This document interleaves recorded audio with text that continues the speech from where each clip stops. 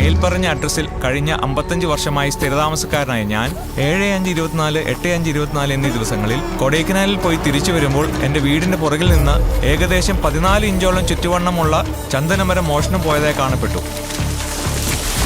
ഫോറസ്റ്റുകാർ ലിസ്റ്റിൽപ്പെട്ടായതുകൊണ്ടേ നാളെ ഇനിതിരെ ഏണിയാവണ്ടല്ലോ എന്ന് വെച്ച് ഇവിടെ വന്ന് ചുമ്മാ ഒരു പരാതിയും കൊടുക്കും. അവൻ നോക്കി വെച്ചാൽ അവൻ കൊണ്ടുപോകും. അവന്റെ തൊഴിലായി ചന്ദനം മോഷണം.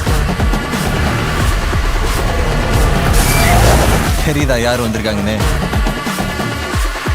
மாஸ் சென்ட்ரியில நம்ம ஹீரோ ഡബിൾ മോഹൻ. കൊള്ളാലോ. പിന്നെ നാട്ടുകാർ പല പേരും വിളിക്കും.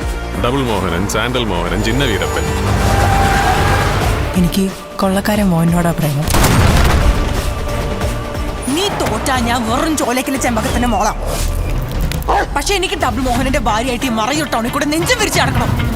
സാറേ ഇതാ ഡബിളിന്റെ പരിപാടിയാണെന്ന് സാറിനും അറിയാം, ഇവിടെ ഉള്ള എല്ലാവർക്കും അറിയാം. ഗർഭിണികളെ കയറ്റിയും കോഴിച്ചോറ് വെച്ച് ആക്സിഡന്റ് ആണെന്നൊക്കെ പറഞ്ഞ് നീ ഞങ്ങളെ പറ്റിച്ച് കുറെ കടത്തിയതല്ലേ? ചന്ദനം. യശോധാവള്യം എന്നൊരു പ്രയോഗമുണ്ട് മലയാളത്തിൽ. ശുഭ്രനിറത്തിൽ വിലസി നിൽക്കുന്ന എന്നർത്ഥം.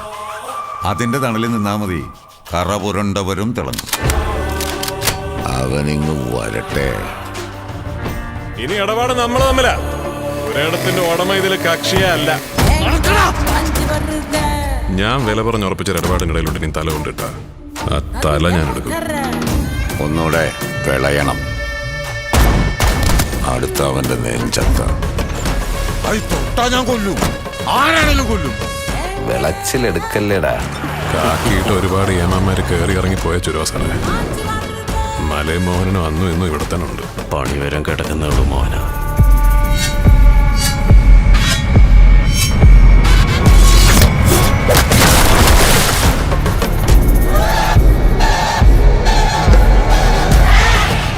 പതിനഞ്ചേരം ചന്ദനത്തിലെ ഏറ്റവും ലക്ഷണമൊത്ത വിലായത്ത് എനിക്കായിട്ട്. അങ്ങേരോട് പോയി പറഞ്ഞേക്ക ഞാൻ അങ്ങോട്ട് വരുന്നുണ്ടെന്ന്. ഇനിയും റൗണ്ട് ഇതില്. നീങ്ങ വാ.